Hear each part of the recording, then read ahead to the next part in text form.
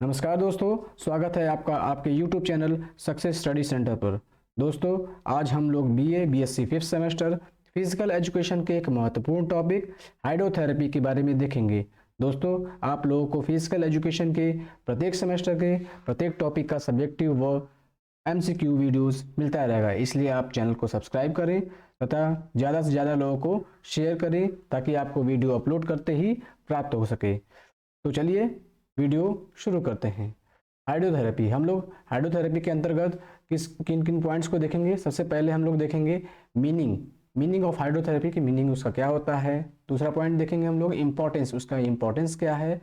तीसरा contraindication of hydrotherapy, मतलब क्या ध्यान रखना चाहिए या किन्हें हाइड्रोथेरेपी नहीं लेना चाहिए या उनकी कौन सी कंडीशन रहेगी जब हम हाइड्रोथेरेपी ने नहीं देंगे।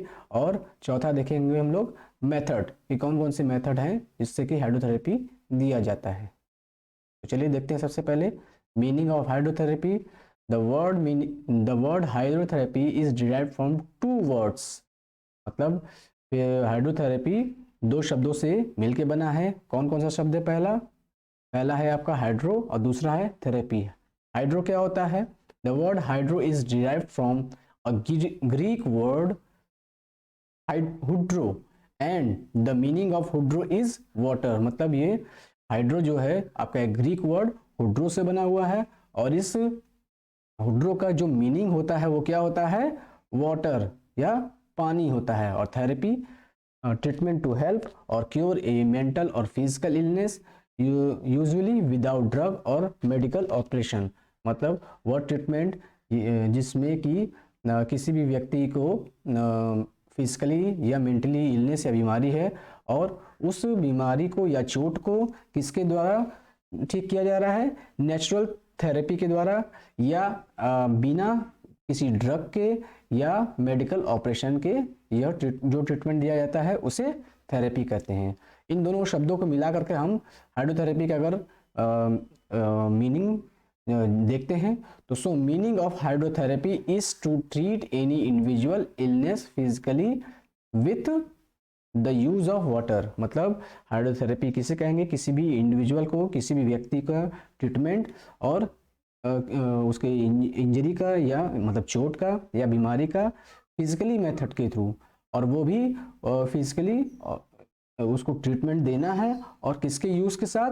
पानी के साथ या वाटर के साथ हम जो ट्रीटमेंट देते हैं उसे क्या कहते हैं? Hydrotherapy.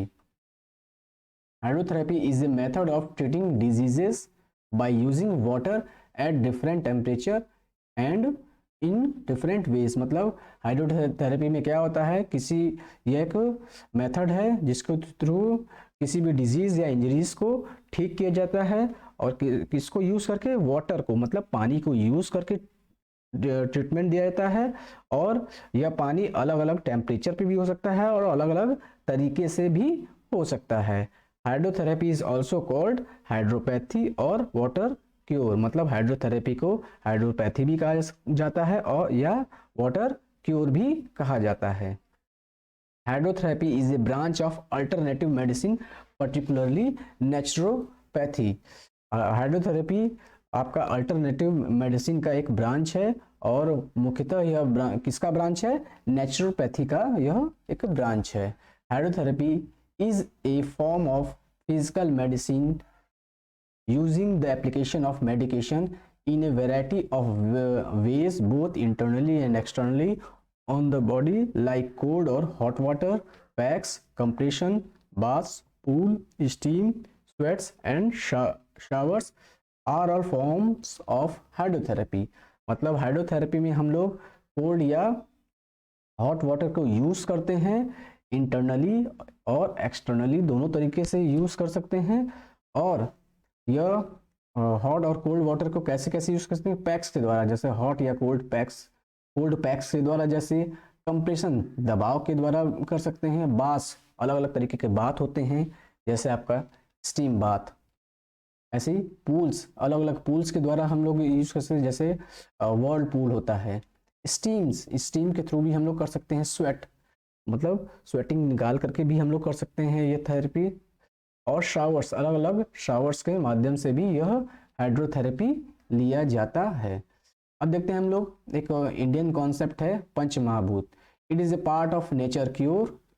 Nature cure means healing by natural measures, मतलब यह एक नेचुरल मेजर्स है, नेचर क्योर है। पानी आपका है जो नेचर क्योर की तरह काम करता है, इसलिए नेचुरल मेजर है प्राकृतिक रूप से। Among the 5 basic elements of nature, मतलब हमारा शरीर जो है हमारा प्रकृति और हमारा शरीर मुख्यतः यह 5 तत्वों से मिलकर बना होता है। उन्हीं 5 तत्वों को पंच महाभूत कहा जाता है। उनमें से ही एक पानी भी है, जिसका कि हम इस थेरेपी में यूज करते हैं।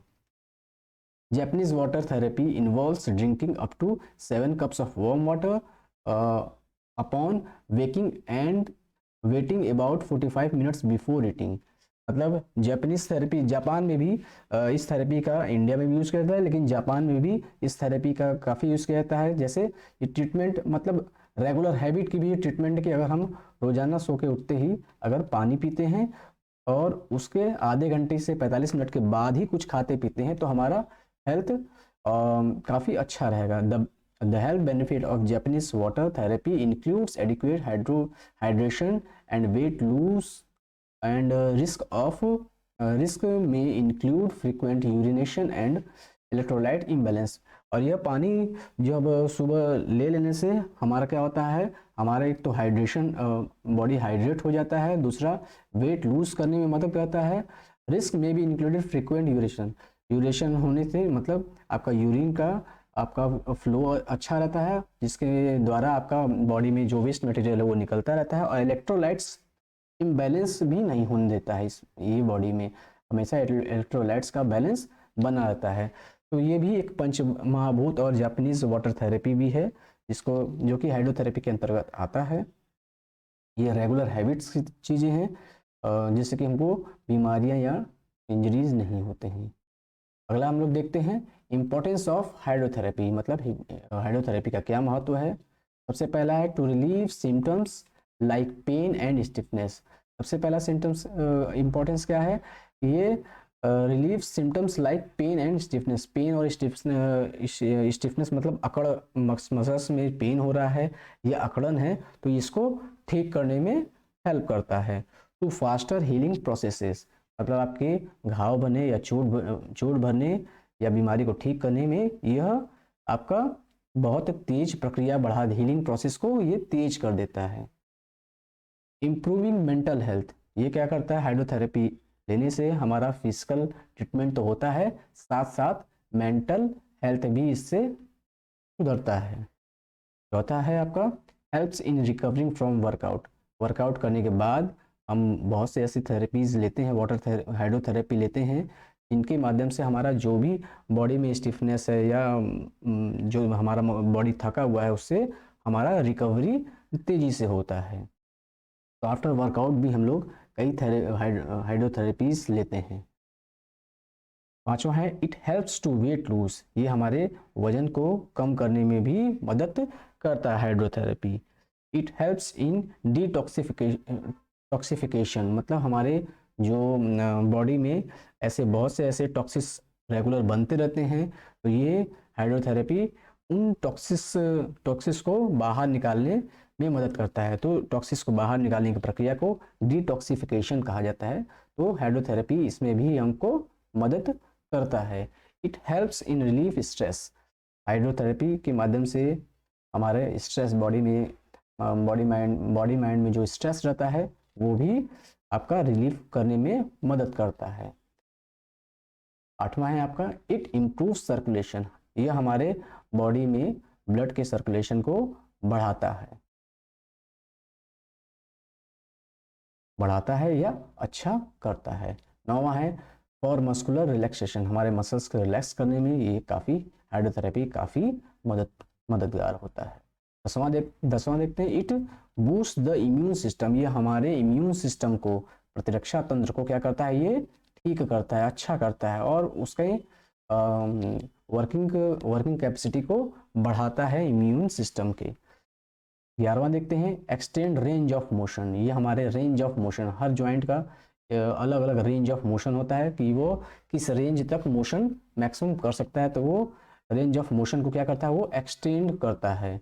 इसीलिए कभी कभी कुछ ऐसे हाइड्रोथेरेपीज होते हैं या जिनका कि हम यूज़ ट्रेनिंग से पहले भी करते हैं। 12वां है इम्प्रूव फ्लेक्सिबिलिटी, ये हमारे फ्लेक्सिबिलिटी को भी बढ़ाता है। अगला हम लोग देखते हैं कॉन्ट्राइंडिकेशन ऑफ हाइड्रोथेरेपी। मतलब हाइड्रोथेरेपी कॉन्ट्राइंडिकेशन मतलब होता है कि आपको क्या ध्यान रखना है कि किन्हें हाइड्रोथेरेपी नहीं देना है या किन्हें हाइड्रोथेरेपी नहीं लेना चाहिए जब उनकी वो कंडीशन हो। जैसे सबसे पहला क्या है, हाई ब्लड प्रेशर या और कार्डियक कंडीशन। मतलब जिस व्यक्ति को हाई ब्लड प्रेशर हो या कार्डियक कंडीशन हो तो उन्हें कुछ हाइड्रोथेरेपीज नहीं लेना चाहिए। एक्वाफोबिया, एक्वाफोबिया या हाइड्रोफोबिया भी कहा जा सकता है। रेबीज को जैसे हाइड्रोफोबिया भी कहा जाता है। इसमें क्या होता है कि पानी को देखते कई व्यक्तियों को डर लगता है, तो इसी को क्या कहते हैं, आपको एक्वाफोबिया कहता है। तो जिसको एक्वाफोबिया हो तो उसको भी हाइड्रोथेरेपी से बचना चाहिए। तीसरा है आपका ओपन वुंड्स। अगर खुला चोट है, खुला घाव है, आपका स्किन मसल्स फटा हुआ है, ऐसे इंजरीज है तो वहाँ पे भी हाइड्रोथेरेपी नहीं लेना चाहिए किसी भी व्यक्ति। चौथा है आपका फीवर। किसी भी व्यक्ति को अगर फीवर है, बुखार है, तो उसे भी हाइड्रोथेरेपी नहीं लेना चाहिए।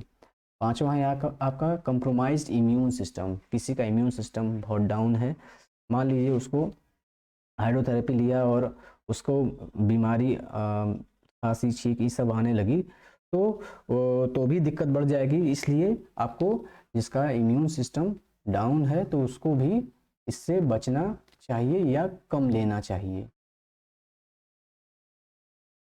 छठवां है एपिलेप्सी और हिस्ट्री ऑफ सीजर्स। मतलब अगर आपको खांसी सर्दी या इन सब चीज़ों से काफ़ी आपका बॉडी ऐसा है कि बहुत जल्दी एडॉप्ट कर लेता है खांसी सर्दी इन सब चीज़ों को या छींक को, तो ऐसे लोगों को भी बचना चाहिए ये हाइड्रोथेरेपी लेने से। अब अगला पॉइंट है कि मेथड्स ऑफ हाइड्रोथेरेपी, किस किस मेथड के द्वारा आप हाइड्रोथेरेपी ले सकते हैं। तो as we know that hydrotherapy we use water for injury treatment. जैसा कि हम लोग ने ऊपर भी देखा कि हाइड्रोथेरेपी में हम लोग इंजरीज को ट्रीटमेंट करने के लिए किसका यूज़ करते हैं, पानी का यूज़ करते हैं। There are 2 methods given in hydrotherapy. Hydrotherapy में दो तरीके से आप पानी को यूज़ कर सकते हैं ट्रीटमेंट इंजरी ट्रीटमेंट में। पहला है आपका थर्मोथेरेपी और हाइपरथर्मिया। थर्मोथेरेपी या हाइपरथर्मिया, इसमें क्या, in thermotherapy mainly use hot water. जब हॉट वाटर का यूज़ किया जाता है तो उसे थर्मोथेरेपी कहा जाता है।